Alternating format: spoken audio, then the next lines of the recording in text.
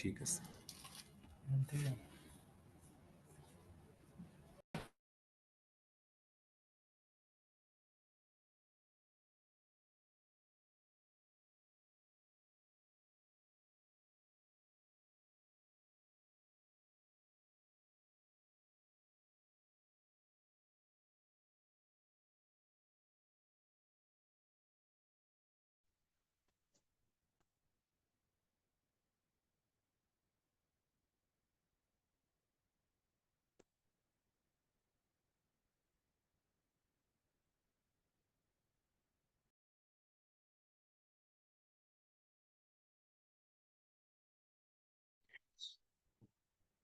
ছাত্ররা হাত দিয়ে করে দাম সেলা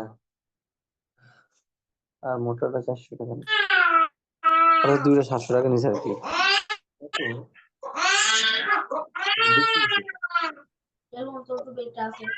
আমি তো অনেক কমে কিনি আমার মাথার সাইজ তো আরো বড়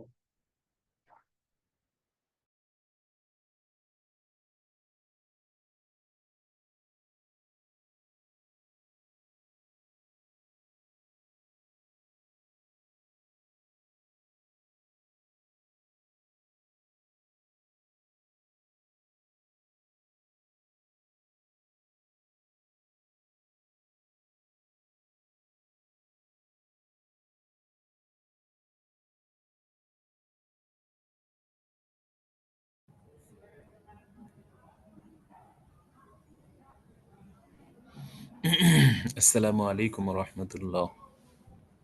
ওয়ালাইকুম আসসালাম ওয়া রাহমাতুল্লাহি ওয়া বারাকাতুহু। স্যার জি ভালো আছেন? জি আলহামদুলিল্লাহ। গতকালকে আসলে অনাকাঙ্ক্ষিতভাবে লাইন কেটে গেছিল বোধহয়, পরে আর এই যে লাইন চার্জ না থাকার কারণে হঠাৎ করেই চার্জ বন্ধ হয়ে হয়ে গেছিল। যায়। যাক, তাও তো ক্লাস আলহামদুলিল্লাহ পুরা পূর্ণ হয়েছে মোটামুটি আর কি। জি, ক্লাসটা জি। আলহামদুলিল্লাহ। তো আজকে আমরা এই শেয়ারের যে কিছু অংশ ছিল, যেমন বিশেষভাবে এখানে কয়েকটা বিষয়ের উপর আলোচনা চলতেছিল যে একজন মুফতি সাহেবের জন্য যে বিষয়গুলো খুব জরুরি, যেমন একটা বলা হয়েছিল যে শুধুমাত্র কিতাব দেখে ফতোয়া দেওয়া জায়েজ নেই, বরং একজন অভিজ্ঞ এবং পারদর্শী মুফতি সাহেবের সুহবত গ্রহণ করতে হবে এবং তার কাছে দীর্ঘদিন থাকতে হবে। থাকলে তখন ফেকার একটা মালাকা তৈরি হয়। যে এখানে আপনাদেরকে আরেকটা কথা বলে রাখি যে আপনারা তো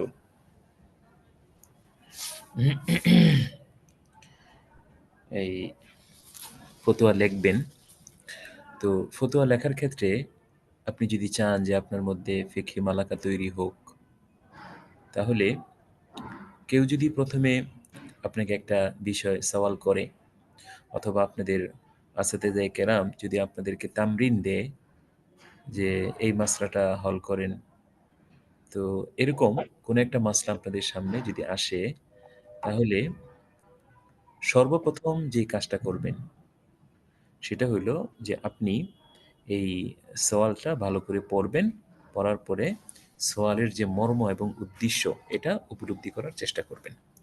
চেষ্টা করার পরে এরপরে আপনি যে দীর্ঘ ১২ বৎসর বা ১৪ বৎসর লেখাপড়া করছেন, তো এই লেখাপড়ার এলেমের আলোকে আপনি এই সওয়ালের সমাধান আপনি নিজের থেকে দেওয়ার চেষ্টা করবেন। জেহেনের মধ্যে একটা উত্তর সাজাবেন। যেমন আপনাকে হয়তো প্রশ্ন করা হইল যে মহিলারা কবরস্থানে গিয়ে কবর জিয়ারত করতে পারবে কিনা। তো আপনি আপনার ১২ বৎসরের যে এলেম, এই এলেম দ্বারা আপনার জেহেনের মধ্যে তার একটা উত্তর তৈরি করবেন। হয়তো এমন হবে যে যাবে না, অথবা এমন হবে যাবে। তো যদি এমন হয় যে আপনার মন বলতেছে যাবে না, তাহলে আপনি খাতার মধ্যে এটার পক্ষে কোরআন এবং হাদিসের দলিল আনার চেষ্টা করবেন যে যাবে না, এটাই সঠিক এবং এটার এই দলিল হতে পারে। আর যদি আপনার মন বলে যে যেতে পারবে, কবর জিয়ারত করতে পারবে, তাহলেও আপনি আপনার মনকে জিজ্ঞেস করবেন যে এখানে কোন দলিলের ভিত্তিতে এটা বলা যায়। তো যদি জায়েজ হয় এটার দলিল পেশ করবেন, আর যদি না জায়েজ হয় এটারও দলিল পেশ করবেন। তো এরপরে গভীরভাবে চিন্তা করবেন যে কোনটার উপরে আসলে ফতোয়া দেওয়া যায়। আপনি নিজের পক্ষ থেকেই একটা রায় আপনি খাতার মধ্যে লিখে নেবেন। লিখে নেওয়ার পরে এরপরে আপনি এই সওয়ালটা সর্বপ্রথম আরবি কিতাব দেখবেন, আরবি কিতাবের মাধ্যমে হল করার চেষ্টা করবেন। যদি আরবি কিতাবের মাধ্যমে হল না হয় তাহলে উর্দু কিতাব দেখবেন। উর্দু কিতাবের মাধ্যমেও যদি হল না হয় তাহলে বাংলা ফতোয়ার কিতাব আছে, এগুলোর সহযোগিতাও আপনি নিতে পারবেন। তো এখন আমার কথাটা হইল যে আপনি যখন আরবি অথবা উর্দু অথবা বাংলা ফতোয়ার কিতাবের মাধ্যমে ওই মাসলাটা যখন হল করতে যাবেন, তখন এই ফতোয়ার কিতাবের যে সমাধান এটা আর আপনার সমাধান এটা ২ টা পাশাপাশি রাখবেন। এমনিভাবে আপনি দেখবেন যে আপনি নাজায়েজ বলছেন আর কিতাবওয়ালা হয়তো জায়েজ বলতেছে। তখন আপনি চিন্তা করবেন যে আমি কিভাবে চিন্তা করলাম? আমি নাজায়েজ বললাম আর কিতাবওয়ালা জায়েজ বলতেছে। কিতাবওয়ালা কোন দৃষ্টিকোণ থেকে এই মাসলাকে বিবেচনা করতেছে? তো যদি আপনি এইভাবে আপনি ১ম এ নিজের পক্ষ থেকে একটা রায় খাতার মধ্যে লিখবেন এবং পক্ষে বিপক্ষে দলিল পেশ করবেন। এরপরে যখন আপনি ফতোয়ার কিতাব থেকে সেই মাসলাটার জবাব নিবেন, তখন আপনি আপনার উত্তরের সঙ্গে মিলাইয়া দেখবেন। অধিকাংশ ক্ষেত্রেই হবে এরকম যে মিলবে না। তো তখন আপনি দেখবেন যে কেন মিলল না? আমি কিভাবে চিন্তা করলাম আর লেখক কিভাবে চিন্তা করতেছেন? আমার চিন্তার মধ্যে আর লেখকের চিন্তার মধ্যে পার্থক্যটা কোথায়? এভাবে আপনি দেখতে থাকবেন। আজকে কত পৃষ্ঠা থেকে সবক শুরু হবে? হ্যাঁ, উম আমাদের কাছে তো আপ ফতোয়া কেইসে দে একটা মানে সাঈদ আহমদ পালনপুরি সাহেবের একটা সরা আছে উর্দুতে। তো এটা আমাদের সামনে আছে। তো এটা ৩২ নাম্বার পৃষ্ঠা। আপনাদের সামনে যে কিতাব আছে ওই কিতাবের পৃষ্ঠা নম্বর বলে দিলে ভালো হয়।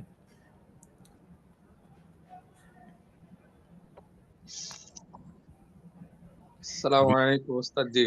জি, ওয়ালাইকুম আমাদের আসসালাম। যে বাংলা যেটা কিতাব এটা হলো 11 নম্বর শের যেটা আছে জি, 56 পৃষ্ঠা। ৫৬ পৃষ্ঠা। জি জি, যারা বাংলা নিয়ে বসছেন তাদের কিতাবে ৫৬ নম্বর পৃষ্ঠা। জি, আপনারা দেখে নিতে পারেন।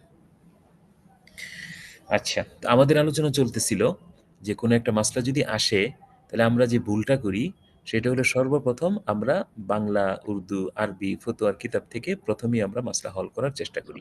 এভাবে যদি হল করেন তাহলে ১০০ মাসলা হল করলেও আপনার মধ্যে ফিকহি মালাকা তৈরি হবে না। পক্ষান্তরে আমি যেভাবে আপনাকে বললাম, আমাদের উস্তাদরাও আমাদেরকে এমনি বলছেন। তো এভাবে যদি আপনি ১ টা, ২ টা, ৩ টা মাসলা হল করেন, তাহলে আস্তে, আস্তে দেখবেন আপনার মধ্যে ফিকহি মালাকা তৈরি হবে। ১ম এরকম হবে যে ১০ টা মাসলা আপনি নিজে থেকে সাজাইছেন, পরে ফতোয়ার কিতাবে দেখছেন ১০ টা মাসলাই আপনার বিপরীত হয়ে গেছে। এতে কিচ্ছু আসে যায় না। এরপরে কিছুদিন পরে দেখবেন যে ৯ টা মাসলা অমিল, একটা মাসলার ক্ষেত্রে হুবহু মিলে গেছে। এরপরে কিছুদিন মেহনত করার পরে দেখবেন যে ৫ টা মাসলাই মানে মিল, হয়তো ৫ টা মাসলার মধ্যে অমিল। এরপরে আরো মেহনত করলে দেখবেন যে হয়তো ৮ টা মাসলাই মিল, ২ টা মাসলার মধ্যে অমিল। অনেক সময় এমন হবে ১০ টা থেকে ১০ টা মাসলার সাথেই আপনার মিল হয়ে গেছে। অনেক সময় এমন হবে যে কিতাবের মাসলার সঙ্গে আপনার মাসলার মিলতেছে না। তখন আপনি চ্যালেঞ্জ করতে পারবেন যে আমি যেটা বলছি এটাই সঠিক, কিতাবওয়ালা যেটা বলছে এটা বেঠিক। এবং পরবর্তীতে একসময় এমন মালাকা তৈরি হবে যে এই যে আপনি যেটা বলছেন এটাই সঠিক, কিতাবওয়ালা যেটা বলছেন এটা বেঠিক। এরকম মানে মালাকা তৈরি হবে। তো আমরা যে ইফতা পড়ি এটার দ্বারা কিন্তু এই মালাকা অর্জন করা এটা হলো আমাদের মূল মাকসাদ। তো এই মালাকা যদি আমরা তৈরি করতে চান তাহলে সেই ক্ষেত্রে আপনাকে এই পদ্ধতি মানে যদি আপনার অবলম্বন করা থাকে তাহলে আপনি সহজে এই মালাকা অর্জন করতে পারবেন। আচ্ছা। তো এই কথাটা এইজন্য বললাম যে ওই ১ টা ২ টা ফতোয়ার কিতাব দেইখা ফতোয়া দেওয়া উচিত না এবং শুধু কিতাব মোতালা করে ফতোয়া দেওয়া যাবে না। বরং একজন নির্ভরযোগ্য এবং বিশ্বস্ত মাহের যোগ্য একজন মুফতি সাহেবের সংস্পর্শে থাকতে হবে। যত বেশি সংস্পর্শে থাকতে পারবেন তত বেশি আপনার ফিকহি মাসলাগুলো তার আমলের মাধ্যমে, তার কথার মাধ্যমে অনেক বিষয় আপনার কাছে স্পষ্ট হয়ে যাবে। এই জন্য আপনাদেরকে সর্বপ্রথম এই দাওয়াতটা দিতেছি যে আপনারা বিজ্ঞ কোনো মুফতি সাহেবের সুহবত গ্রহণ করবেন। ইনশাআল্লাহ। আচ্ছা,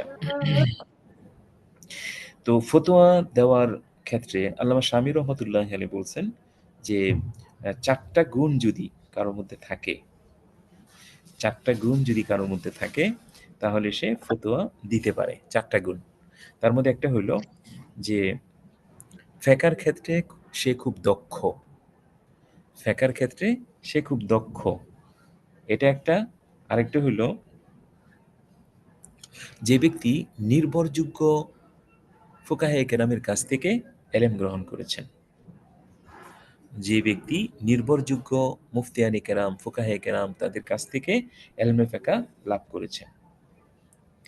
আচ্ছা, নাম্বার ৩, যার মধ্যে ফেকার স্বভাবগত আগ্রহ বিদ্যমান, যার মধ্যে ফেকার স্বভাবগত আগ্রহ বিদ্যমান।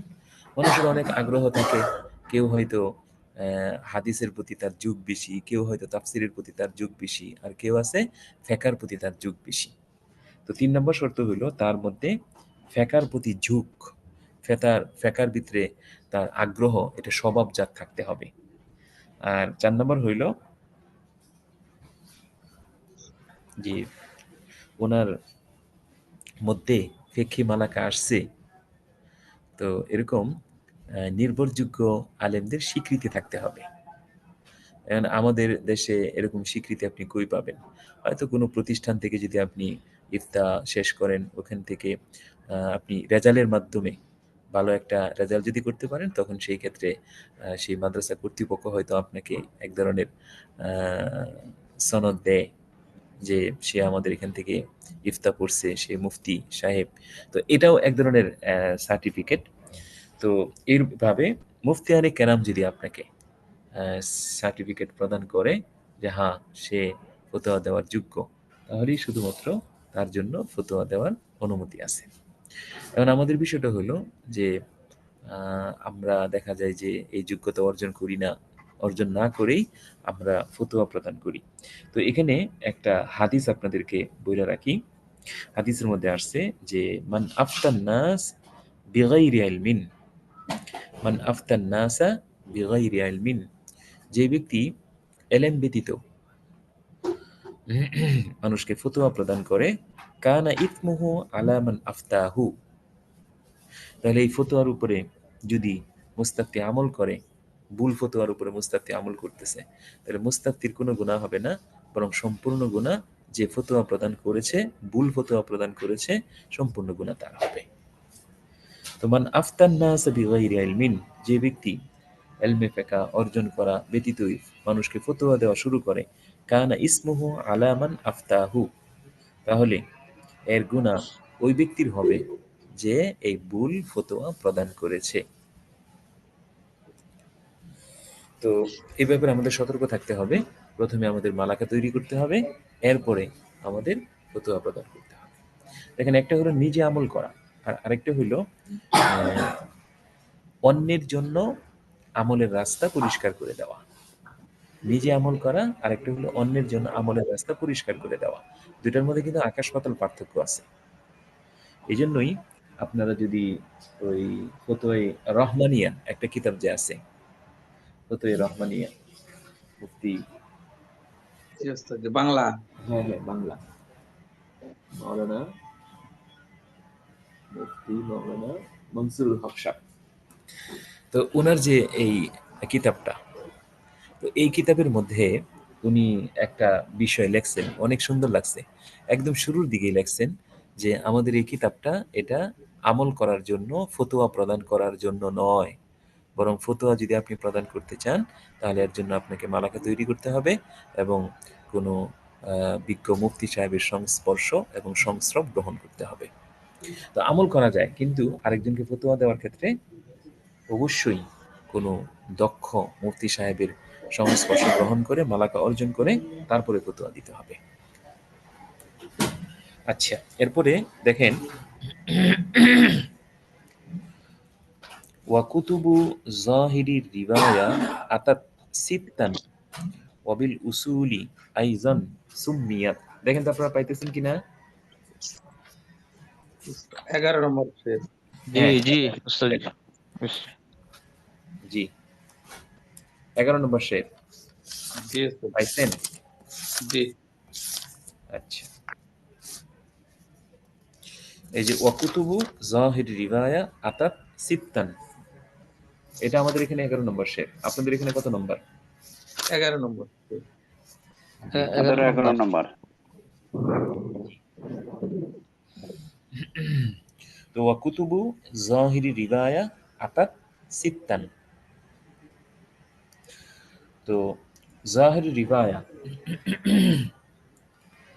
সর্বমোট কিতাব হইল 6টি।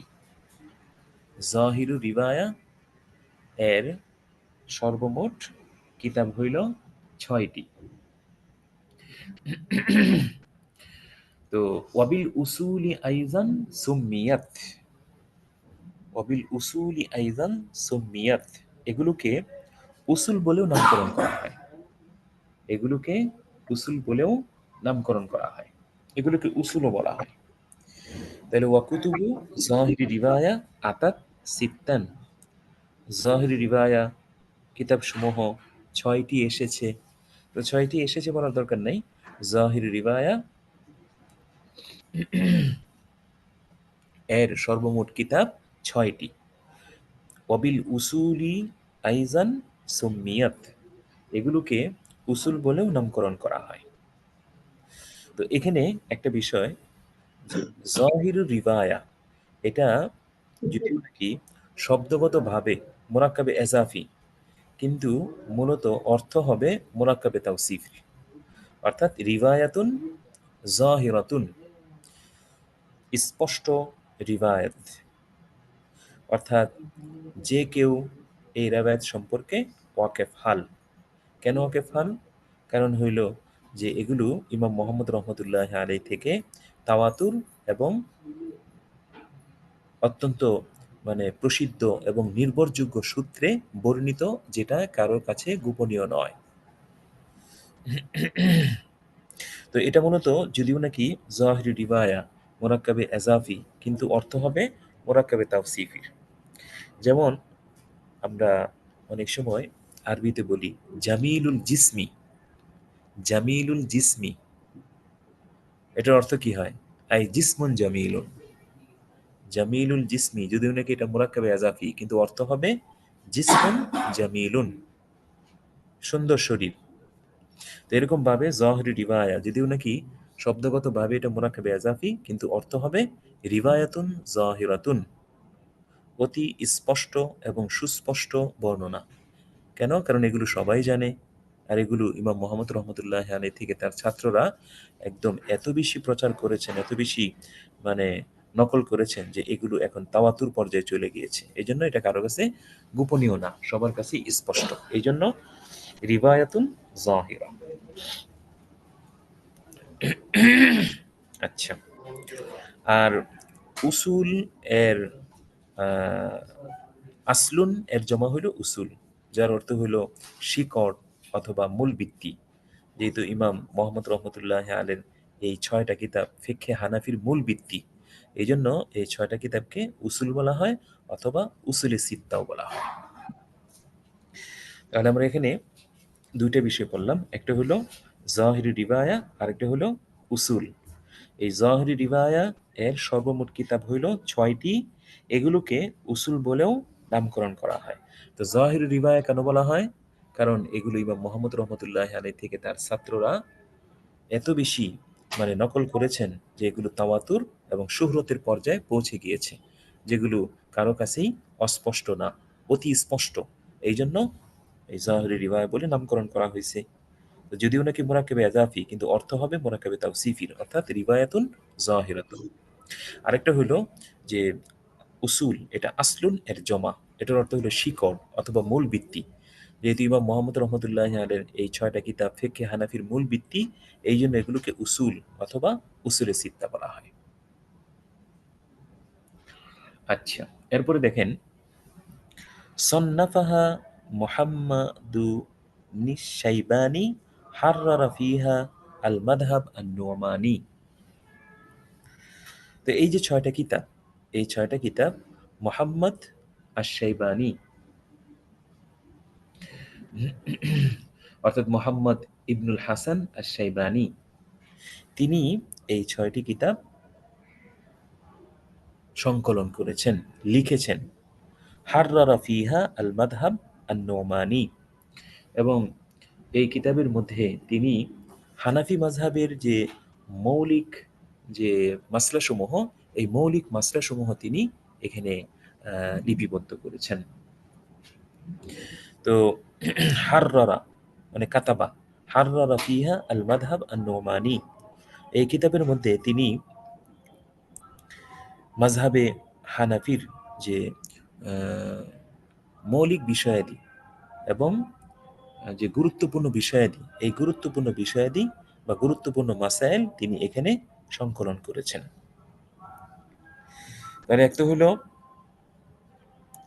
যে সন্নাফাহা মুহাম্মাদু নিশাইবানি, মুহাম্মদ ইবনুল হাসান আশ-শাইবানি, তিনি এই 6টা গ্রন্থ লিখেছেন। হাররারা ফিহা আল মাযহাব আন-নু'মানি, আর এই কিতাবগুলোর মধ্যে তিনি মাযহাবে হানাফির যে মৌলিক বিষয়াদি, মৌলিক মাসাইল, এগুলো তিনি এখানে লিপিবদ্ধ করেছেন। তো এখন এই 6টা কিতাব, যেগুলোকে জাহিরি রিওয়ায়া বলা হয় অথবা উসুল বলা হয়, এই 6টা কিতাব কি কি এগুলো বলতেছেন। আল জামে আস-সাগীর ওয়াল কাবীর, ওয়াসিয়ার আল কাবীর ওয়াস-সাগীর, থুম্মা আজ-জিয়াদাত মা'আল মাবসুত তাওয়াতারাত বিস-সানাদিল মাযবুত। আচ্ছা, তো এখানে বলা হইতেছে এই 6টা কিতাব, তার মধ্যে একটা হলো আল জামে আস-সাগীর, আল জামে আস-সাগীর, আরেকটা হলো আল জামে আল কাবীর, আরেকটা হলো সিয়ার আস-সাগীর, আরেকটা হলো সিয়ার আল কাবীর। তো এইভাবে বলা কিন্তু ভুল, জামিউস সগীর এভাবে বলা কিন্তু ভুল, বা জামিউল কাবীর এভাবে বলা ভুল, বরং বলতে হবে আল জামে আস-সাগীর, আল জামে আল কাবীর। এমনিভাবে আসিয়ার আস-সাগীর, আসিয়ার আল কাবীর, এভাবে কিন্তু বলতে হবে। আর যদি যে কথা তো এরকম হয়ে গেছে, জি, এরকম বলে আমরা অভ্যস্ত, আমরা তো এরকম বলি অভ্যস্ত, যেটা প্রথম বলছেন জামুস সগীর। হ্যাঁ হ্যাঁ, এভাবে বলা ঠিক না, বরং আল জামে আস-সাগীর এমনি বলতে হবে, আল জামে আল কাবীর, আসিয়ার উস্তাদ জি, আস-সাগীর। বাংলাতে লিখলে কিভাবে লিখবো? আচ্ছা, বাংলাতে যদি আপনি আলিফ লাম মুক্ত করে লিখতে চান তাহলে এমনি লিখবেন জামে সগীর, জামে সগীর, মানে উভয়টার মধ্যে আলিফ লাম দিবেন না, জি জামে জি। সগীর। মানে নাহুর কায়দা মোতাবেক। জি, লাহোর কায়দা মোতাবেক উভয়টা মানে সিফত মৌসুফের তরকিব হবে।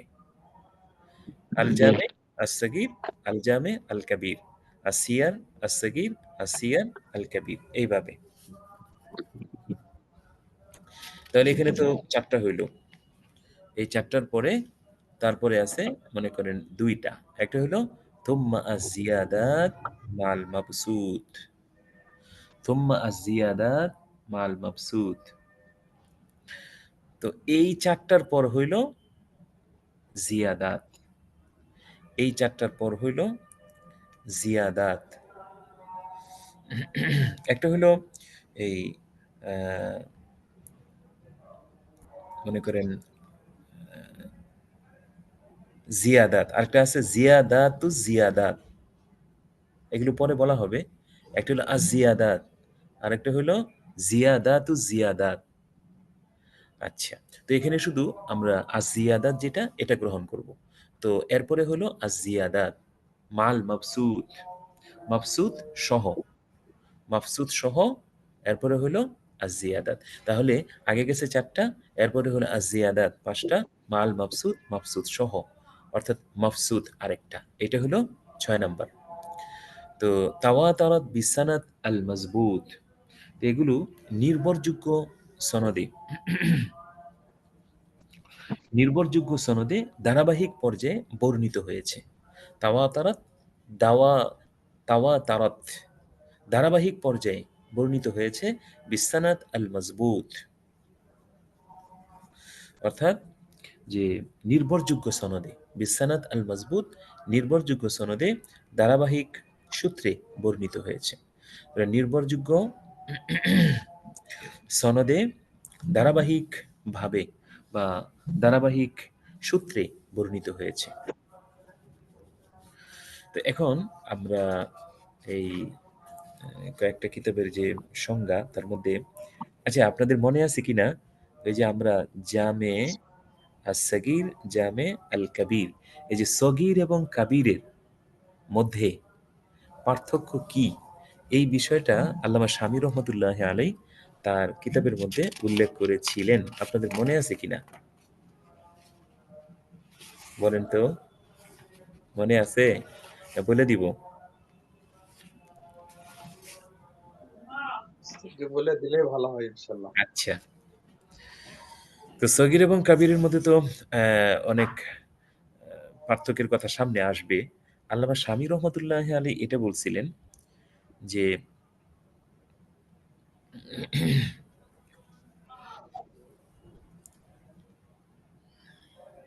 ইমাম আবু ইউসুফ রহমতুল্লাহ আলী যে সমস্ত ফিকহি মাসাইল ইমাম আবু হানিফা রহমতুল্লাহ আলী থেকে গ্রহণ করেছেন এবং তার থেকে ইমাম মোহাম্মদ রহমতুল্লাহ আলী গ্রহণ করেছেন। সরাসরি ইমাম মোহাম্মদ রহমতুল্লাহ আলী যেগুলো ইমাম আবু হানিফা রহমতুল্লাহ আলী থেকে গ্রহণ করেছেন, তো এগুলো হলো সগীর। আর যেগুলো এই ইমাম আবু ইউসুফ রহমতুল্লাহ আলী সরাসরি ইমাম আবু হানিফা রহমতুল্লাহ আলী থেকে গ্রহণ করেছেন, সেগুলো হইল এই সগীর। তো এটার সংজ্ঞা আমাদের পরে আসবে, এই সংজ্ঞার মাধ্যমে আমরা এই বিষয়টা বুঝতে পারব। আচ্ছা, তো এখন আমরা এখানে ওই যে বিষয়টা উল্লেখ করতে হয়,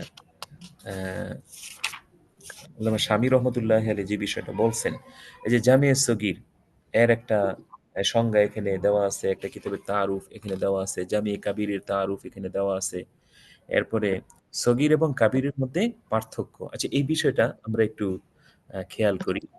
সগীর এবং কাবীর এই আল্লামা শামী রহমতুল্লাহ আলী তো একটা ব্যাখ্যা করছেন, কিন্তু অন্যান্য উলামায়ে কেরাম এটা আরো ব্যাখ্যা করছেন। এই ব্যাখ্যাগুলো আমরা একটু শুনি। যেমন সগীর এবং কাবীর, যেমন আল জামিয়া সগীর, আসিয়ার আসগীর, আল জামিয়া আল কাবীর, আসিয়ার আল কাবীর, এই যে কোন কিতাবগুলোর ক্ষেত্রে তিনি সগীর শব্দ ব্যবহার করেছেন আর কোন কিতাবগুলোর ক্ষেত্রে তিনি কাবীর শব্দ ব্যবহার করেছেন। তো এই সম্পর্কে বলা হয় যে যে সমস্ত কিতাবের মাসলাগুলো খুব সহজ, যে কেউ পড়ে তা উপলব্ধি করতে পারবে, এই সমস্ত মাসলা যে কিতাবের মধ্যে লেখা আছে ওই সমস্ত কিতাবগুলোকে তিনি সগীর এই নামে নামকরণ করেছেন। আচ্ছা, আর যে সমস্ত কিতাবের মধ্যে তিনি অতি সূক্ষ্ম সূক্ষ্ম মাসলা উল্লেখ করেছেন, যেগুলো বড় বড় আলেম ছাড়া বোঝা মুশকিল, এই সমস্ত মাসলা যে সমস্ত কিতাবের মধ্যে আছে ওই সমস্ত কিতাবকে তিনি কাবীর এই শব্দে নামকরণ করেছেন। বিষয়টা আপনাদের কাছে ক্লিয়ার?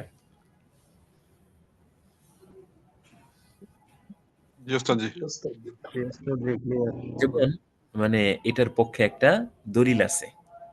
দলিলটা হলো এই যে এই জামে সগীর, আসিয়ার আসসাগীর এই সমস্ত কিতাব যেহেতু সগীর শব্দ যুক্ত করা হয়েছে, সুতরাং এই সমস্ত কিতাবের মধ্যে মাসলাগুলো খুব সহজ, যে মনে করেন বেশি লেখাপড়া করে নাই সেও বুঝতে পারে, এত সহজ।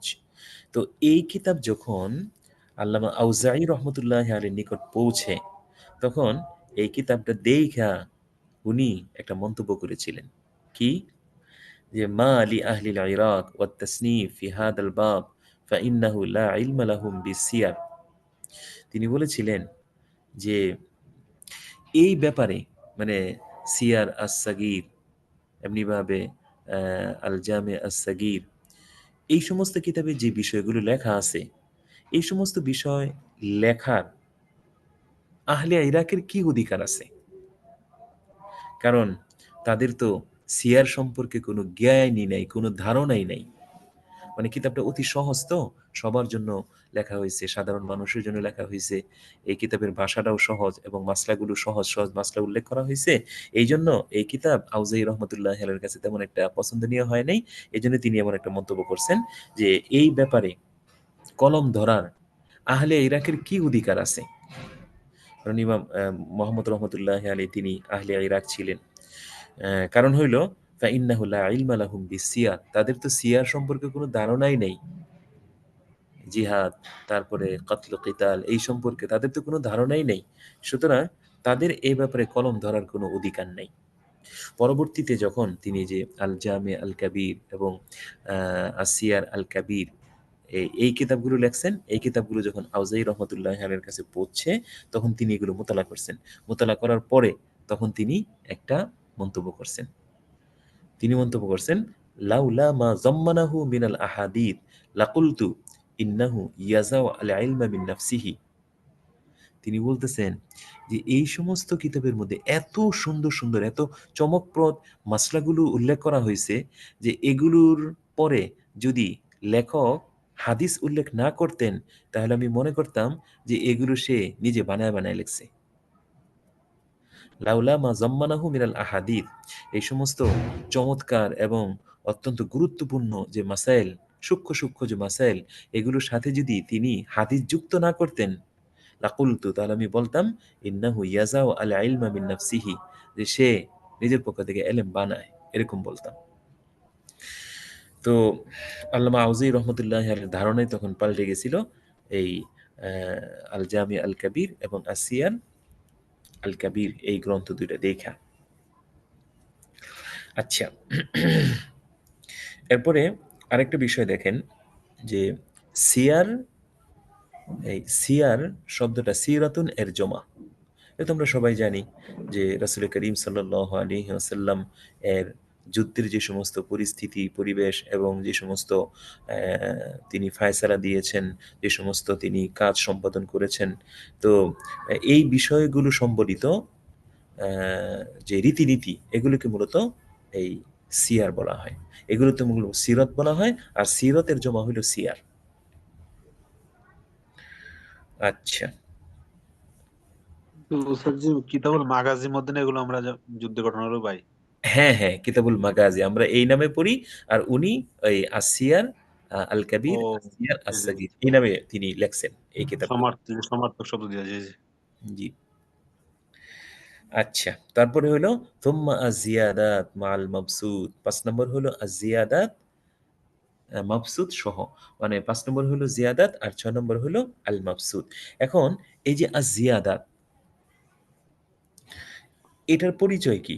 ইমাম মুহাম্মদ রহমতুল্লাহ আলাইহি এই যে জামে কাবির এর উপরে নজরে সানি করার পরে, অথবা এই যে ৬টা কিতাব যে ৪টা কিতাব যে আছে, এই ৪টা কিতাব নজরে সানি করার পরে, লেখা সম্পাদন করার পরে, সম্পন্ন করার পরে, এরপরে উনার জেহেনে আরো অনেক নতুন নতুন সূক্ষ্ম সূক্ষ্ম বিষয় উনার জেহেনে আসছেন এবং সেগুলো তিনি আলাদা খাতার মধ্যে লিখে রাখছেন। তো এই ৪টা কিতাব সম্পন্ন করার পরে, এরপরেও তার জেহেনের মধ্যে অনেক গুরুত্বপূর্ণ মাসলাগুলো আসে, যেগুলো মনে করেন তার পরিস্থিতি পরিবেশ অনুযায়ী, তো এগুলো তিনি আলাদা কাগজের মধ্যে লিখে রাখেন। তো পরবর্তীতে মানে এই কিতাবের নাম দেন আজ-জিয়াদাত। জিয়াদাত এই হিসেবে যে মূলত ওই যে ৪টা বড় বড় কিতাব, ওই বড় বড় কিতাবের মধ্যে এগুলো আসে নাই। তো এই আজ-জিয়াদাতের যে মানে মাসলাগুলো, এগুলো মূলত ওই আগের ৪টা কিতাব লেখার পরে, এরপরে উনার জেহেনে যে বিষয়গুলো আসছেন, এগুলো তিনি একটা কাগজের মধ্যে লেখছেন এবং এটা খুব সংক্ষিপ্ত ছিল, যার মধ্যে ৭টা বাব ছিল। আজ-জিয়াদাত এটা খুব সংক্ষিপ্ত একটা বই। আচ্ছা, এরপরে এই যে আমরা যে অনেক সময় এরকম করি যে এই একটা হলো জিয়াদাত আর হলো জিয়াদাত ও জিয়াদাত। আচ্ছা, তো এই যে জিয়াদাত ও জিয়াদাত এটা আবার কোনটা? আচ্ছা, এটা হলো ওই যে জিয়াদাত লেখার পরে এরপরে ওনার জেহেনে আরো অনেক বিষয় মানে নতুন নতুন বিষয় আসে, ওইগুলো তিনি আরেকটা কাগজের মধ্যে লেখেন, সেটাকে তিনি জিয়াদাত ও জিয়াদাত বলে নামকরণ করেছেন। উস্তাদ জিয়াদাত তো মানে হলো বৃদ্ধি করা, বাড়ানো, তাই না? জি জি। বর্ণনা করা, বর্ণনার উপরে বর্ণনা, ব্যাখ্যার উপরে ব্যাখ্যা। কিন্তু ওই যে মনে করেন ব্যাখ্যা না, বরং ওই যে আগে যে ৪ টা কিতাবের কথা বলা হয়েছে, হ্যাঁ? এই ৪ টা কিতাব লেখা সম্পন্ন হওয়ার পরে তারপরেও উনার জেহেনে অনেক নতুন, নতুন বিষয় আসে, ওগুলো তিনি একটা কিতাবের মধ্যে লেখা রাখেন। এটা ওই ৪ টা কিতাবের অতিরিক্ত বিষয়। জি জি জি। হ্যাঁ, এজন্য এটাকে জিয়াদাত বলা হয়েছে। এরপরে এই জিয়াদাত লেখার পরে আবার তার জেহেনে অনেক বিষয় আসে, ওইগুলো তিনি আরেকটা মানে খাতার মধ্যে লেখেন, ওইটাকে জিয়াদাত ও জিয়াদাত বলা হয়। জি। জি। আচ্ছা, আরেকটা হলো কিতাবুল আসল। কিতাবুল আসল এটা মনে করেন অত্যন্ত গুরুত্বপূর্ণ এবং অত্যন্ত জামে মানে একটা কিতাব। যেগুলোর মধ্যে মনে করেন কিতাবুস সালাত থেকে যাকাত, বুয়ু সব বিষয় এটার মধ্যে বিস্তারিতভাবে উল্লেখ করা আছে। আচ্ছা, এই আল মাবসুদ কিতাব সম্পর্কে একটা ঘটনা আছে। ঘটনাটা হলো এই প্রসিদ্ধ একটা ঘটনা যে একবার এক খ্রিস্টান অত্যন্ত বুদ্ধিমান এবং অত্যন্ত মানে দক্ষ এবং শিক্ষিত একজন খ্রিস্টান, সে ঘটনাক্রমে ইমাম মোহাম্মদ রহমতুল্লাহ আলী এর এই যে আল মাফসুদ যে কিতাবটা আছে, এই মাফসুদ কিতাবটা তিনি মোতালা করেন। মোতালা করার পরে মানে তিনি এত বেশি প্রভাবান্বিত হয়েছেন যে তিনি এই কিতাব পইরা তিনি মুসলমান হয়ে গেছেন। কেন মুসলমান হয়েছেন? ওনাকে যখন জিজ্ঞেস করা হয় যে আপনি কেন মুসলমান হইলেন, তখন তিনি বলছেন হাদা কিতাবু মুহাম্মাদিকুম আল আসগর ফাকাইফা কিতাবু মুহাম্মাদিকুম আল আকবার। তোমাদের ছোট মুহাম্মদের কিতাবের অবস্থায় যদি এই হয়, তাহলে না জানি তোমাদের বড় মুহাম্মদের কিতাবের অবস্থা কি হবে। তো তোমাদের ছোট যে মুহাম্মদ অর্থাৎ ইমাম মোহাম্মদ রহমতুল্লাহ আলী, তোমাদের ছোট মুহাম্মদের কিতাবেরই অবস্থা এই, এত জ্ঞান এত এলেম এটার মধ্যে মানে ঢুকানো হয়েছে। তো ফাকাইফা কিতাবু মুহাম্মাদিকুম আল আকবার, তাহলে তোমাদের বড় মুহাম্মদের কিতাবের না জানি কি অবস্থা হবে। সুতরাং আল্লাহ সুবহানাল্লাহ। মুসলমান হয়ে গেলাম। এটা মুকাদ্দমে মাফসুদের মধ্যে ১ নম্বর খণ্ড ৪ নম্বর পৃষ্ঠার মধ্যে এই ঘটনাটা উল্লেখ করা আছে। উসুলুল ইফতার মধ্যেও আছে। জি বললাম উসুলুল ইফতার মধ্যেও তো গেছে এই ঘটনা। জি জি জি মাহমুদিয়া ৬১ পৃষ্ঠা। তো যে বড় মোহাম্মদ দ্বারা উনি কি উদ্দেশ্য, কাকে উদ্দেশ্য নিয়েছিলেন? রাসূল করিম সাল্লাল্লাহু আলাইহি ওয়াসাল্লাম, নবীজি জি জি নবীজি। নবীজি। জি জি। জি। আচ্ছা, এরপরে দেখেন এই কাদা লাহু মাসাইলুন নাওয়াদির ইসনাদুহা ফিল কুতুব ইসনাদুহা ফিল কুতুব গায়রু যাহির।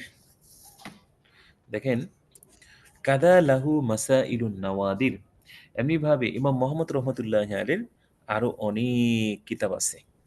কাদা লাহু এমনিভাবে ইমাম মোহাম্মদ রহমতুল্লাহ আলাইহির একটা লিখিত কিতাব হইল মাসাইলুন নাওয়াদির। মাসাইলুন নাওয়াদির এটা ইমাম মোহাম্মদ রহমতুল্লাহ আলাইহির একটা লিখিত কিতাব। ইসনাদুহা ফিল কুতুব গায়রু যাহির। তবে এই সমস্ত মানে এই মাসাইলের যে সনদ, এগুলো কিতাবের মধ্যে এগুলো প্রসিদ্ধ নয়। ইসনাদুহা ফিল কুতুব গায়রু যাহির। কিন্তু এই সমস্ত মাসাইলের যে সনদ, এগুলো কিতাবের মধ্যে প্রসিদ্ধ নয়। আচ্ছা, তো ইসনাদুহা ফিল কুতুব গায়রু যাহির, তো এগুলোর যে সনদ, এগুলো কিতাবের মধ্যে প্রসিদ্ধ নয়। আচ্ছা, তো মাসাইলুন নাওয়াদির আরেকটা হলো কিতাবুন নাওয়াদির। দুইটা শব্দ আমাদের সামনে আসবে। একটা হলো কিতাবুন নাওয়াদির, আর একটা হলো মাসাইলুন নাওয়াদির। তো এই কিতাবুন নাওয়াদির বা মাসাইলুন নাওয়াদির একই বিষয়, হয়তো দুইটা নামে নামকরণ করা হয়। তো এটা কিন্তু ইমাম মোহাম্মদ রহমতুল্লাহ আলী লেখছেন। তো এটা আর ওই যে আগে যে ৬টা উল্লেখ করা হইল, তো আগেরগুলো তো জাহির রিভায়া, মানে এগুলোর সনদ অত্যন্ত শক্তিশালী এবং ধারাবাহিক পর্যায়ে এগুলো বর্ণিত। কিন্তু এই যে মাসাইলুন নাওয়াদির যে একটা কিতাব আছে, এই কিতাবের যে সনদ বা এই কিতাবের মাসলার যে সনদ, এটা কিতাবগুলোর মধ্যে এতটা প্রসিদ্ধ না। যেহেতু এতটা প্রসিদ্ধ না, এই জন্য ওই যে জাহিরি রিভায়ের মধ্যে এটা অন্তর্ভুক্ত হতে পারে নাই। তো এই মাসাইলুন নাওয়াদির, আমরা তো এটা সবাই জানি যে নাদির একজমা নাওয়াদির, আর নাদির নাওয়াদির। তো এটার অর্থই হইল মানে এই কম পাওয়া যাওয়া, স্বল্প পাওয়া যাওয়া। তো যেহেতু এই কিতাবের মাসলাগুলো এতটা প্রসিদ্ধি লাভ করে নাই, এবং ইমাম মোহাম্মদ রহমতুল্লাহ আলাই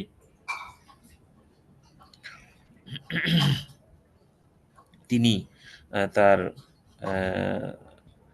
ওনার থেকে ওনার ছাত্ররা এত বেশি এই কিতাবগুলো প্রচার করে নাই বা মাসলা নকল করে নাই।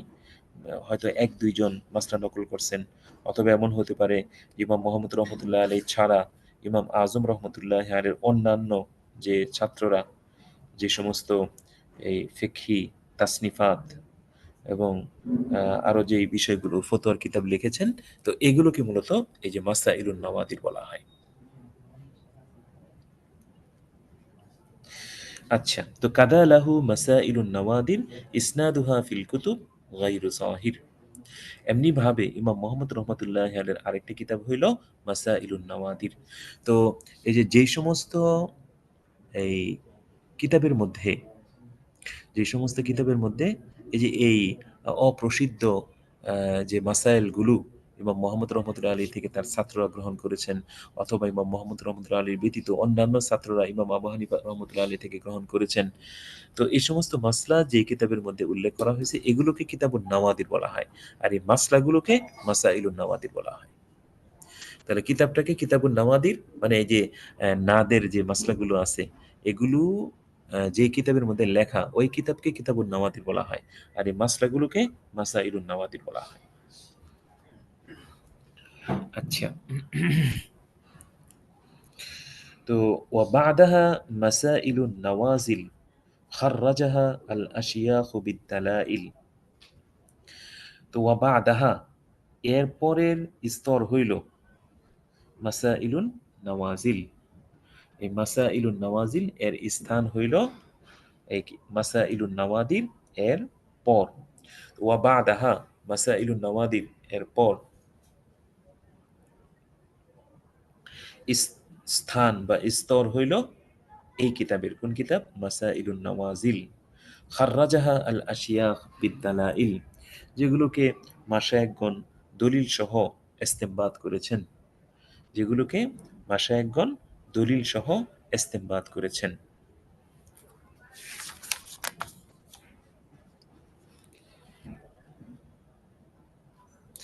আচ্ছা, তাহলে এখন আমরা এই যে কিতাবে মাসাইলুন নাওয়াজিল, এই মাসাইলুন নাওয়াজিল বলতে আমরা কি বুঝি? দেখেন, মাসাইলুন নাওয়াদির আর মাসাইলুন নাওয়াজিল একটার সঙ্গে আরেকটা যেন আমরা মিলায় না নিই। এই যে মাসাইলুন নাওয়াদির এগুলো কিন্তু ইমাম মোহাম্মদ রহমতুল্লাহ আলের বর্ণনা, কিন্তু ওনার ছাত্ররা এগুলো নকল করেছেন, কিন্তু এগুলো এতটা প্রসিদ্ধি লাভ করে নাই, ধারাবাহিকভাবে ধারাবাহিক সূত্রে বর্ণনা করে নাই, যেরকম ভাবে ওই যে 6টা কিতাব বর্ণনা করেছেন। অথবা ইমাম মোহাম্মদ রহমতুল্লাহ আলী থেকে, ইমাম মোহাম্মদ রহমতুল্লাহ আলী ব্যতীত ইমাম আজম রহমতুল্লাহ আলী থেকে যে সমস্ত মাসাইল অন্যান্য ছাত্ররা ওনারা এই নকল করেছেন, কিন্তু এই নকলের যে সূত্র এটা এতটা মজবুত না, এতটা প্রসিদ্ধ না। আর মাসাইলুন নাওয়াজিল যেগুলো আছে, তো আমরা তো এটা সবাই জানি যে নাজিলাতুন এর জমা হইল নাওয়াজিল, এমনিভাবে নাদিরাতুন এর জমা হইল নাওয়াদির। তো এখানে দেখেন নাজিলাতুনের জমা হলো নওয়াজিল। এটার অর্থ হইল যে আহ, আধুনিক যে আপতিত মাসাইল, আধুনিক যে আপতিত মাসাইল অর্থাৎ যে সমস্ত মাসলা আধুনিক যুগের সাথে সম্পর্কিত, তো ওই সমস্ত নতুন মাসাইল যেগুলোকে মুস্তাহিদিন তারা তাদের এই জামানা পরিবর্তন হওয়ার কারণে তাদের সামনে উপস্থাপিত হয়েছে, তো এগুলোর ব্যাপারে পূর্ববর্তী মুস্তাহিদদের পক্ষ থেকে কোনো ধরনের কোনো বর্ণনা নাই। তো এই সমস্ত মাসাইল যেগুলো ওনারা পূর্ববর্তী উলামায়ে কেরামের যে উসুল ছিল সে সমস্ত উসুলের ভিত্তিতে ওনারা এই মাসলাগুলোকে তাখরিজ করেছেন, মাসলাগুলো ওনারা ইস্তেমবাত করে বের করেছেন। তো এগুলো হলো মাসাইলুন নওয়াজিল। নাজিলাতুন শব্দের অর্থই হইল আধুনিক বা ওই নিত্য নতুন আগত মাসালা। তো সাধারণত এই মাসলাগুলো আমাদের মুরব্বীদের হয়তো যারা মুতাকাদ্দিমিন ছিলেন তাদের জামানায় হয়তো ছিল না, পরবর্তীতে হয়েছে। তো এই জন্য পরবর্তী উলামায়ে কেরাম এই মাসলাগুলো আমাদের মুরব্বীদের নিয়ম নীতির আলোকে এগুলোকে তাকরিজ করেছেন। তো এগুলোকে বলা হয় মাসাইলুন নওয়াজিল। আর এই সমস্ত মাসলা যে কিতাবগুলোর মধ্যে উল্লেখ থাকে ওই কিতাবগুলোকে ওই কিতাবুন নওয়াজিল অথবা কুতুবুন নওয়াজিল এগুলো বলা হয়। যেমন ফকি আবুল্লাহ সামারকান্দি রহমতুল্লাহ আলের একটা কিতাব আছে কিতাবুন নওয়াজিল। তো এই কিতাবটা এই প্রকারের অন্তর্ভুক্ত। আচ্ছা, এখন একটা বিষয় আপনাদেরকে বলি যে এখানে খাররাজাহা আল আশিয়াখ বিদ্দালাইল, খাররাজাহা আল আশিয়াখ বিদ্দালাইল, মাশায়েখগণ যেই মাসলাগুলোকে দলিল দ্বারা ইস্তেমবাত করেছেন, দলিল দ্বারা তাখরিজ করেছেন। তো এই যে মাশায়েখ, একটা হলো আসহাব আর একটা হলো মাশায়েখ, এই দুটোর মধ্যে পার্থক্য কি? সাহিব এর জমা হলো আসহাব, এটার অর্থ হলো সাথী, উস্তাদ, শাগির্দ। আচ্ছা, তো এই অর্থে সাধারণত ব্যবহার হয়। আর শায়েখ দ্বারা উদ্দেশ্য হইল দ্বীনের ওই একজন আলেম যিনি এলেম এবং জ্ঞান গরিমা এবং মর্যাদার বিচারে সবচেয়ে অগ্রগণ্য। আচ্ছা,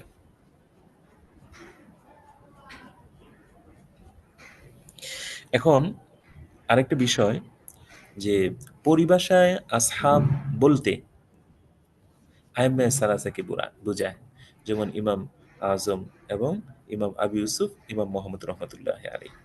আসহাব বলতে এই আইম্মে সালাসকে বোঝায়।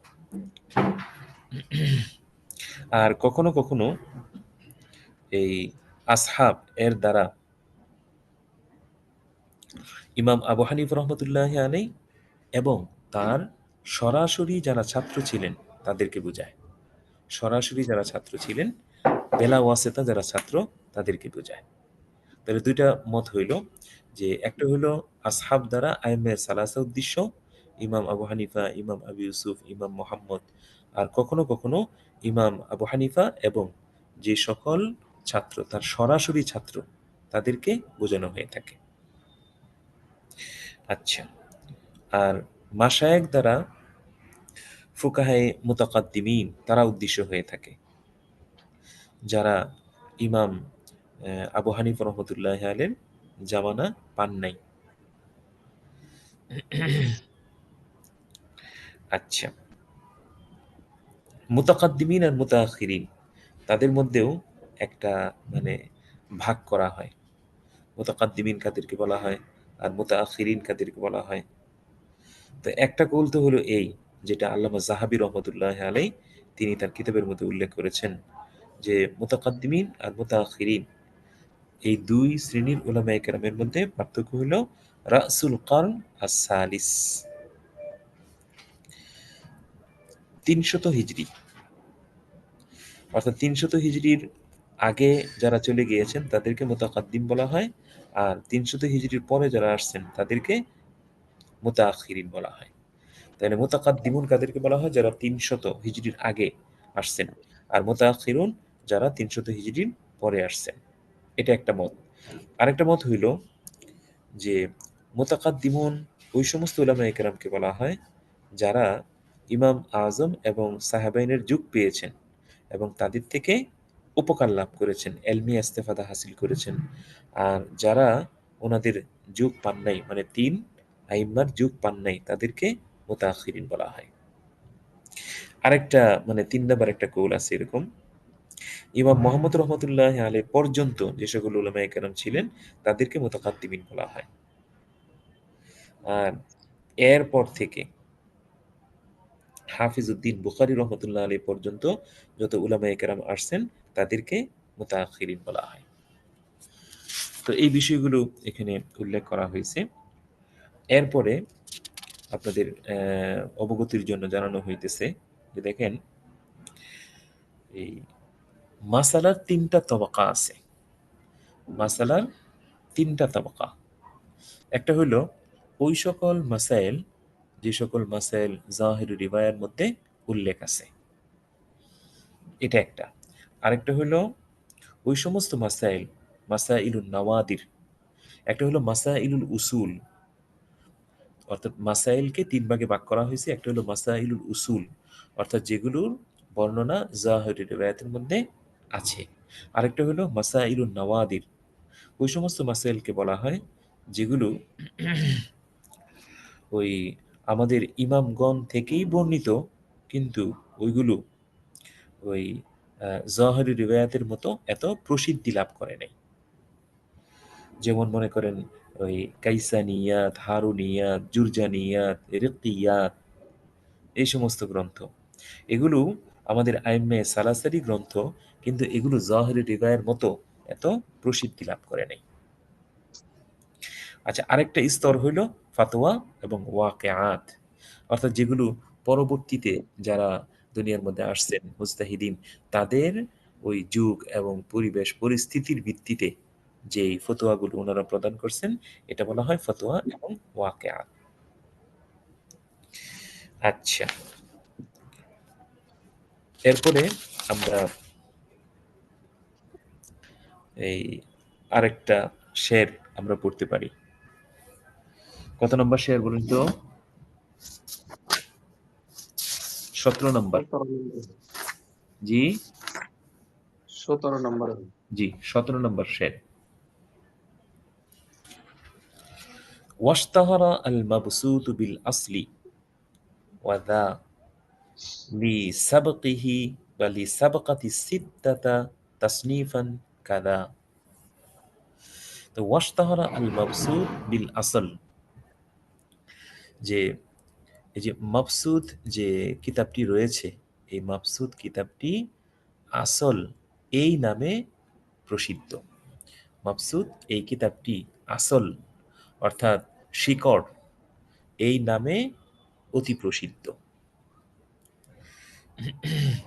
তো ওয়াশতাহারা আল মাবসুদ বিল আসল, মাবসুদ এটা আসল নামে প্রসিদ্ধ, মাবসুদ আসল নামে প্রসিদ্ধ। ওয়াদা, আর এটা কেন ওয়াদা, আর এটা এই জন্য লিসাবকাতি সিত্তাতা তাসনিফান, যে তার যে মানে লেখা এটা এই 6 কিতাবের আগে হওয়ার কারণে, এই 6 কিতাবের আগে হওয়ার কারণে, মানে এই 6 কিতাবের আগে তার লেখা হওয়ার কারণে মূলত এই মাবসুদকে আসল বলে নামকরণ করা হয় এবং এই আসল নামে সে প্রসিদ্ধি লাভ করে। তো লি সাবাকাতি সিত্তাতা, কারণ 6টা কিতাবের চাইতে সে অগ্রগণ্য, সে অগ্রগণ্যতার কারণে আসল বলে সে প্রসিদ্ধি লাভ করেছে। তাসনিফান, লেখার দিক থেকে, অর্থাৎ লেখার দিক থেকে এই মাবসুদ বাকি 6টা কিতাবের উপরে অগ্রগামিতা লাভ করেছে। যে লেখার ক্ষেত্রে, রচনার ক্ষেত্রে এই কিতাবটি বাকি 6টা কিতাবের চাইতে অগ্রগামী, এই জন্য তাকে মূলত ওই আসল বলা হয় এবং আসল বলে সে প্রসিদ্ধি লাভ করেছে। তো ওয়াদা, আর এটি এই জন্য লি সাবকাতি সিত্তাতা তাসনিফান, লেখার ক্ষেত্রে 6টি কিতাবের উপর সে অগ্রগামী হয়েছে বা আগে লেখা হয়েছে এই কারণে।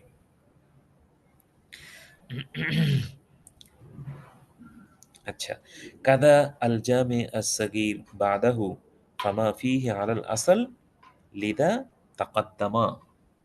বলা হইতেছে যে মাফসুদ এর পরের স্থান হইল জামে সগীর।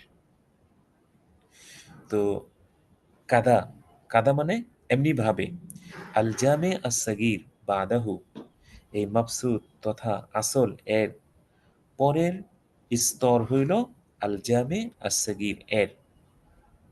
কেন? ফামা ফিহি আলাল আসল, যে ফামা ফিহি আলাল আসল লিদা তাকাদ্দামা। বলা হইতেছে যে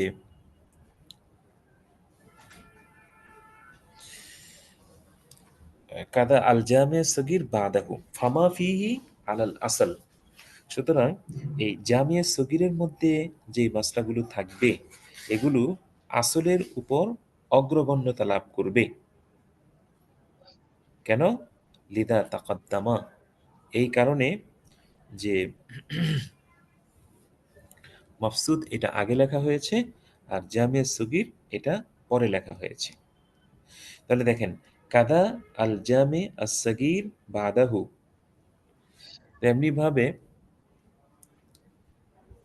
এই জামিয়া সগীর যেটা আছে এটা মাফসুদ এর পরের স্থান বা মাফসুদ এর পরের মানে জায়গা দখল করেছে, অর্থাৎ মর্যাদার দিক থেকে আর জামিয়া সগীর এটা আল মাফসুদের পরের স্থানে আছে। তো লিখনির ক্ষেত্রে কিন্তু আসল আগে, মাফসুদ আগে আর জামিয়া সগীর পরে। তো ফামা ফিহি আলাল আসল লিদা তাকাদ্দামা। আর এই জামিয়া সগীরের মধ্যে যা রয়েছে এটা আসলের উপরে মোকদ্দম হবে, মানে আসলের উপরে এটা অগ্রগণ্যতা লাভ করবে। কেন?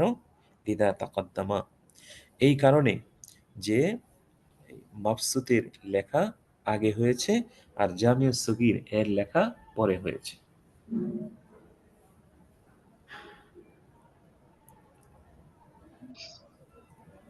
আচ্ছা, এটা তো আমরা সবাই জানি যে আসল যেটা আগে লেখা হয়েছে আর আল জামিয়া সগীর এটা যেহেতু পরে লেখা হয়েছে, সুতরাং আগেরটা হবে মানসুখ আর পরেরটা হবে নাসেখ। স্বাভাবিকভাবে নাসিকের উপরে আমল চলে, মানসুখের উপরে আমল চলে না, এই হিসেবে। আচ্ছা, তাহলে কাদা আল জামে আস-সগীর বাদাহু, এমনি ভাবে এই জামে সগীর এর স্থান হইল মাফসুদ এর পরে, ফামা ফিহি আলাল আসল। সুতরাং এই জামিয়া সগীরের মধ্যে যা থাকবে এটা আসলের উপরে অগ্রগণ্যতা লাভ করবে, লিদা তাকাদ্দামা, কারণ এই আসল এটা জামিয়া সগীরের আগে লেখা হয়েছে আর জামিয়া সগীর এটা পরে লেখা হয়েছে। আর স্বাভাবিকভাবে এটা আমরা সবাই জানি, যেটা আগে লেখা হয় এটা মানসুখ হয় আর যেটা পরে লেখা হয় সেটা নাসেখ হয়, আর নাসেখের উপর আমল হয়ে থাকে। وآخر الستة تصنيفا ورد السير الكبير فهو المعتمد। আর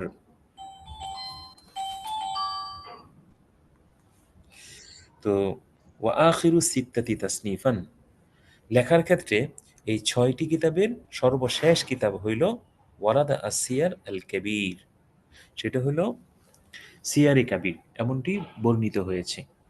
তো আখিরু সিত্তাতি তাসনিফান লেখার ক্ষেত্রে 6টা কিতাবের সর্বশেষ কিতাব হইল ওয়ারাদা আসিয়ার আল কবির, আসিয়ারে কাবির, এমনটি বর্ণিত হয়েছে। ফাহুয়া আল মুতামাদ, আর এটাই হইল গ্রহণযোগ্য মতামত। তাহলে এখানে মূলত এই কিতাবের তরতিবের কথা এখানে উল্লেখ করা হইতেছে। তাই প্রথমে লেখা হয়েছে মাফসুদ, এরপরে জামে সগীর, আর সর্বশেষ এই 6টার মধ্যে সর্বশেষ লিখনির দিক থেকে সর্বশেষ কিতাব হইল আসিয়ার আল কবির আর ফাহুয়া আল মুতামাদ, এটাই হইল গ্রহণযোগ্য এবং এটাই হইল নির্ভরযোগ্য মতামত। তো যেই কিতাবটা সবার শেষে লেখা হয় ওই কিতাবের মধ্যে যা থাকে এটা কিন্তু আগের কিতাবগুলোর জন্য নাসেখ হয়ে থাকে। তো এই জন্য এই কিতাবগুলোর যে তরতিব, এই তরতিবগুলো আমাদের জানা খুব জরুরি। আচ্ছা, তো আজকে আমাদের এই পর্যন্তই থাকুক। যদি কোনো প্রশ্ন থাকে তাহলে করতে পারেন।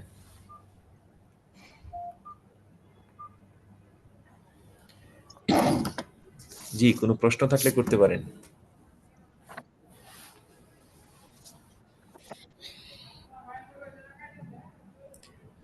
জি, জি বলেন। এর বাংলাতে অর্থ লেখছে জি আপনার বলেন।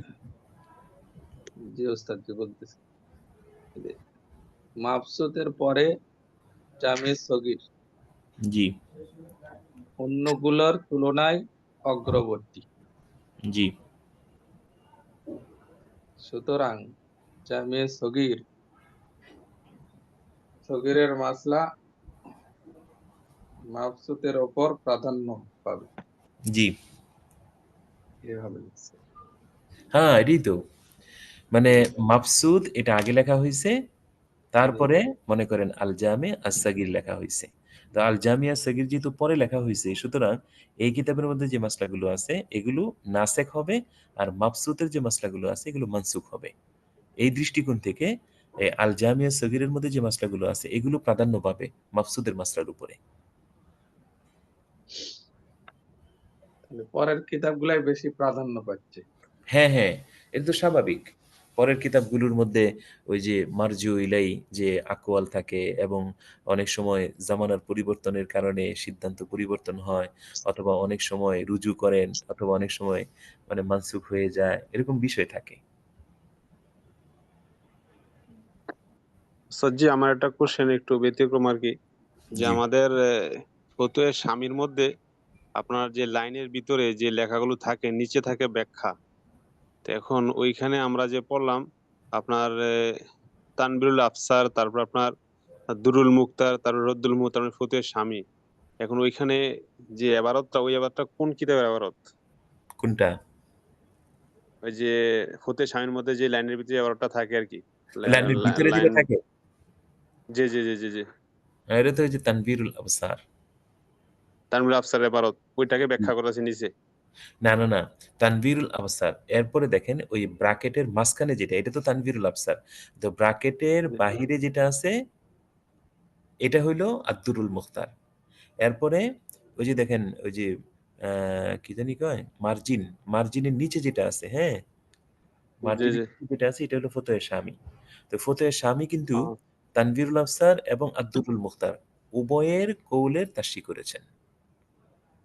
মানে তাহলে তিনটা কিতাবের মানে কি বলে মতন কথা বা বক্তব্য এখানে চলে আসছে। জি জি জি, ফতোয়ে শামীর মধ্যে চলে আসছে। তাহলে তিনটা কিতাবের সমন্বয়ে একটা কিতাব হয়েছে। জি ও আচ্ছা আচ্ছা।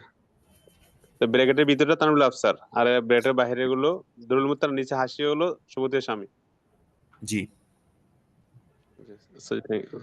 জাযাকাল্লাহ। তো হুজুর আজ আজ আল জামে আসকির এটার মানে এইভাবে বলার কারণটা বুঝে আসতেছে না হুজুর। কোনটা? ওই যে আল জামে আল সগীর বলছে, মানে বলা হচ্ছে আর কি, মানে এটা আল সিফত জামে। মৌসুফ। এটা সিফত মৌসুফের তরকিব, তো এই জন্য যদি আপনি আলিফ লাম যুক্ত করেন তাহলে উভয়টার সঙ্গে যুক্ত করতে হবে, আর যদি যুক্ত না করেন তাহলে উভয়টাকেই মুক্ত রাখতে হবে। যেহেতু তাহলে তো আল জামিউ সগীর তো ঠিকই হলো তাহলে। হ্যাঁ, দুটোটাই আলিফ লাম যুক্ত হবে, আল জামে কেন আস-সাগীর। বলা হচ্ছে তো আল জামে আল সগীর বলতে হবে, কিন্তু যদি সিফত মৌসুফ হয় তাহলে কি আল জামিউ সগীর বললেও তো ঠিক হচ্ছে না। আপনি দুটোটা বলতেছেন একই তো, আল জামে আস-সাগীর আর আল জামি আস-সগীর একই তো। আমি বলতেছি আলিফ লাম যুক্ত করতে হবে। ও আচ্ছা আচ্ছা। আচ্ছা হুজুর, আমার একটা ওই যে আহ, যে খুতবা যে পড়ছিলাম আমরা, জি ওখানকার একটা প্রশ্ন আছে হুজুর, বলবো কি? জি বলেন। মানে এখানে হচ্ছে আহ, আমার কাছে দুররে মুখতার উর্দু জি এই কিতাব, যে খররম সাহেব, মাওলানা খররম আলী নাকি নাম, হুজুর নামটা জি মাওলানা খররম আলী, মাওলানা মোহাম্মদ আহসান সিদ্দিকী নানুতুবি রহমাহুল্লাহ লিখছেন আর কি। তো এখানে ওই খুতবার মধ্যে ওই যে ফিদ দুরারে ওয়াল গারারে, হুম কানা ফিদ দুরারে ওয়াল ওয়াল গারারে, ঘোরারি হুম এই শব্দ দিয়া মানে দর্সের মধ্যে অন্য দুইটা কেতাব বোঝানো হয়েছিল। হুম কিন্তু ইনি এখানে যেটা লিখছেন, উনি লিখছেন যে মোল্লা খুসরুর কি दुरार गरार से इख्तिसार की वास्ते उसके हर कौल में शारिह ने ये नहीं किया। মানে উনি বোঝাচ্ছেন যে দুরার গরার এটা মোল্লা খুসরুর একটা কিতাব, মানে একটা কিতাব। জি জি আর 10টা হয়েছিল দুরার দ্বারা এক কিতাব উদ্দেশ্য, গুরার দ্বারা আরেক কিতাব উদ্দেশ্য, দুইটা নাম হ্যাঁ ওখানে বলা হয়। হ্যাঁ হ্যাঁ শুনেন, এটা বলার পরে তারপরে কিন্তু পরবর্তী ঘন্টায় এটা কিন্তু সংশোধন করা হয়েছে। আচ্ছা, ওইটা আমি আজকে আবার এই ভিডিওটা শুনতেছিলাম আর আমি কিতাবটা সামনে নিয়ে ওই জন্য দর্শ করছি, কিন্তু আজকেও ইয়া করতেছিলাম তো তাই এটা জি জি হলো কেন। আচ্ছা আচ্ছা। আর হুজুর ওই যে ফতোয়ায়ে দারুল উলুম দেওবন্দের ওয়েবসাইটে, জি ওইটা আমি বেশি ফলো করি আর কি সবসময়। তো ওখানে আমি দেখলাম যে সূরা তারাবির টাকাও হারাম, খতম তারাবির টাকাও হারাম। কিন্তু কালকে তো বলা হলো যে সূরা হ্যাঁ তারাবিটা যায়। শুনেন শুনেন, এই বিষয়টা ওই যে আমাদের যে আল কাউসার আছে না, আল জি কাউসারের মধ্যেও ওনারাও এই বিষয়টা বলছেন যে সূরা তারাবি পড়ায়া বিনিময় নেওয়াটা এটা তেমন একটা আসতে বলে ওনাদেরকে, তেমন একটা না, আমাদের কাছে এটা জায়েজ না। হ্যাঁ, তো আল কাউসারের মধ্যেও নাজায়েজ এটাই লেখা হয়েছে। কিন্তু অন্যান্য কিতাবের মধ্যে যেমন আমাদের ওই যে মাসিক মঈনুল ইসলাম হাটাজারি মাদ্রাসা থেকে যে বের হয়, হ্যাঁ, আপনারা জানেন কিনা? জি জি হুজুর, জি আমার তো স্যার, ওই জি। যে কাউসার, এরপরে আহলে হক মিডিয়া, এরপরে হচ্ছে দারুল উলুম দেওবন্দ এবং ইউসুফ বিন নুরি, এগুলোই ফলো বেশি করি আর কি। হ্যাঁ, হ্যাঁ, ওই যে মঈনুল ইসলাম যে মাসিক একটা পত্রিকা আছে, এই পত্রিকার মধ্যে স্পষ্টভাবে লেখা আছে যে এটা জায়েজ আছে। তারপরে মাসিক যে নিয়ামত, ওই যে ফরিদাবাদ মাদ্রাসা থেকে বের হয়, হ্যাঁ? এটার মধ্যেও লেখা আছে যে জায়েজ আছে। এবং আমাদের মাদ্রাসা থেকেও এটা জায়েজের ফতোয়া দেওয়া হয়। কারণ এখানে জি হুজুর, এই টাকাটা নেওয়া হয়, এটা মূলত তেলাওয়াতের বিনিময় না, এটা তারাবির বিনিময়। জি না জি জি জি হুজুর, ওখানে এমন কি বলা আছে যে বাংলাদেশে এটা প্রচলন হয়ে গেছে যে সূরা তারাবি জায়েজ। দারুল উলুম দেওবন্দের ফতোয়ায় লেখা এটা। তখন ওনারা উত্তরে লিখছে সেটা বাংলাদেশের মুফতি সাহেবরা এই বিষয়ে দেখবে এটা। কিন্তু হ্যাঁ, এটা জি, জি। এই যে ঠিক বলছে, ঠিক কথা কইছে। জি জি, আচ্ছা ঠিক আছে। আজকে এই পর্যন্তই। আসসালামু আলাইকুম ওয়া রাহমাতুল্লাহ। আসসালাম।